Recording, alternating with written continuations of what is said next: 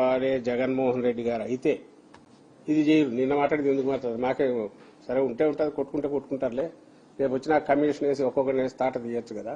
ఇప్పుడు నుంచి ఆపాల్సిన ప్రయత్నం ఉంది. కావాల్సిన ఇష్యూలు లేవా? డిఎస్సీ లేదా? రైతులు ఇన్ని ఉన్నాయి.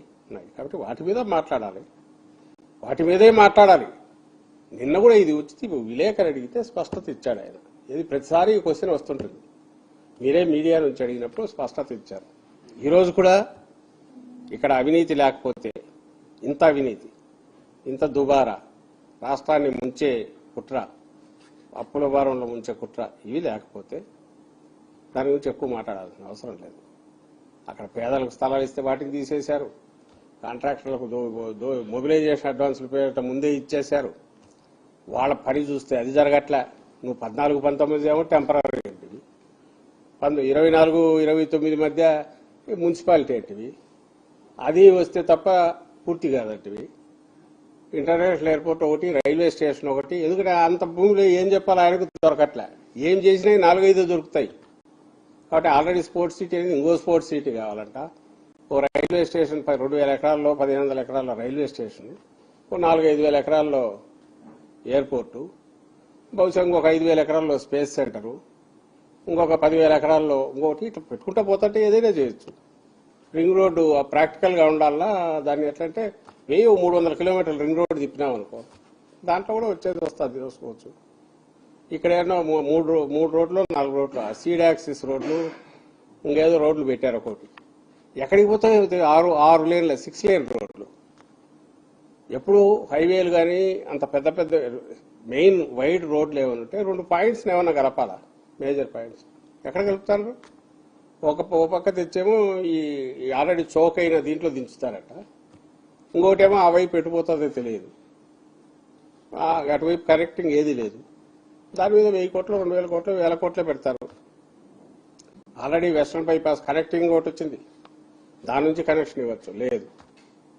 సో లేఅవుట్లలో వైడ్ రోడ్లు అని చెప్పి అక్కడ కూడా విమానాలు దిగేట్టు అవి పెద్ద పెద్ద రోడ్లు వేస్తారు. అది లేఅవుట్ వచ్చే నిజంగా వచ్చేది అయితే అని అనుకోవచ్చు. తెచ్చే ఆలోచన లేదు. కాబట్టి వీటిని అడ్డగోలుగా రోజు కొత్త ప్లాన్ చేస్తున్నారు. ఖర్చు పెరిగే కొద్దీ ఇంకొంచెం ఆదాయం వాళ్ళకు రావాల్సింది పెరుగుతుంది. కాబట్టి దాన్ని పెంచుకుంటా పోతారు. సోషల్ మీడియా పోస్టులకు సంబంధించి, ఫార్వర్డ్ మెసేజెస్ సంబంధించి, లేదంటే ప్రభుత్వాన్ని కానీ ప్రభుత్వంలో ఉన్నటువంటి వ్యక్తులు కానీ హననం చేసే విధంగా కామెంట్స్ ఏమైనా చేస్తే ఒక టాస్క్ ఫోర్స్ ఏర్పాటు చేస్తామంటూ కూడా డిప్యూటీ సీఎం పవన్ కళ్యాణ్ ప్రకటించారు. దానికి సంబంధించి ఎవరో ఎంతూజియాస్టిక్ కొంతమంది తయారు చేసినవి చూశారు. ప్రతిదీ మాటకు డివైడ్ చేసి వాళ్ళు పెట్టారు, చూపించాలని. కానీ మీరు కూడా అందరు చూసింటారు.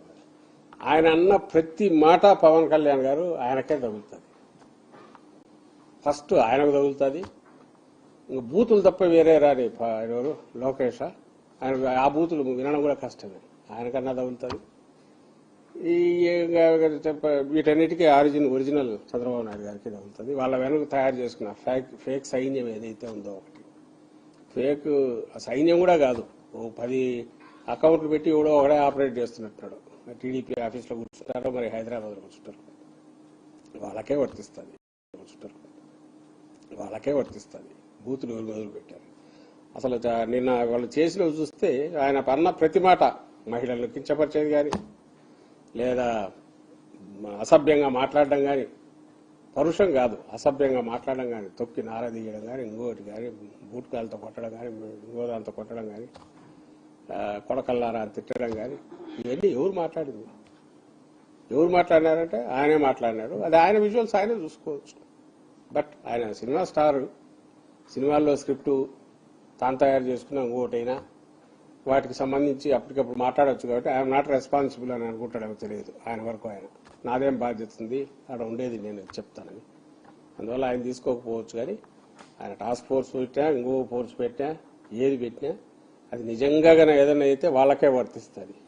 ఇన్ఫ్యాక్ట్ వాళ్ళు చేస్తున్నది ఏం తెలుసా?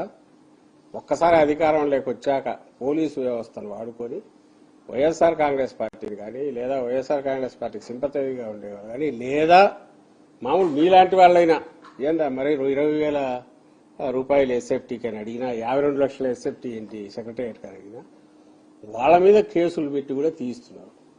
వాళ్ళ బూతులు ఏం లేవు. అమరావతి గురించి ప్రస్తావిస్తున్నారు. అమరావతిని గురించి ప్రస్తావించడం ద్వారా దానికి నష్టం కలిగిస్తున్నారు. ఆ రకంగా చంద్రబాబు నాయుడు గారికి నష్టం కలిగిస్తున్నారు కాబట్టి వీళ్ళ మీద ఈ సెక్షన్ల కింద కేసులు పెట్టారు. వాళ్ళ రాజకీయ విధానానికి అనుగుణంగా చేస్తున్నారు కాబట్టి ఇది తప్పు అని చెప్పి పోలీస్ స్టేషన్లో కేసులు పెట్టి తీయిస్తున్నారు. సో వాళ్ళ దృష్టిలో అసభ్యత అన్నా, వాళ్ళ దృష్టిలో పరుషంగా మాట్లాడడం అన్నా, కట్టుదప్పి రాజ్యాంగానికి వ్యతిరేకంగా మాట్లాడడం అన్నా ఏంటి అంటే వాళ్ళను క్వశ్చన్ చేయడం. వాళ్ళ చర్యలు, వాళ్ళ దుశ్చర్యలు, వాళ్ళ దుర్మార్గాలు, వ్యవస్థలను వాళ్ళు ఎట్లా నిర్వీర్యం చేశారు, ఆ వ్యవస్థలు నిర్వీర్యం చేసిన తర్వాత అవి ఏ రకంగా కట్టు దించుకొని బిహేవ్ చేస్తున్నాయో వీటన్నిటినీ ప్రశ్నించడం అనేది వాళ్ళ దృష్టిలో బూతు. అదే అసభ్యత. అందుకే మా మీద కేసులు పెడతారు. సార్, ఈరోజు సీఎం గారు కడప జిల్లాలో స్టీల్ ప్లాంట్ ప్రారంభోత్సవం చేశారు సార్. ఈ స్టీల్ ప్లాంట్ ప్రారంభోత్సవం గురించి ఏమనుకుంటారు?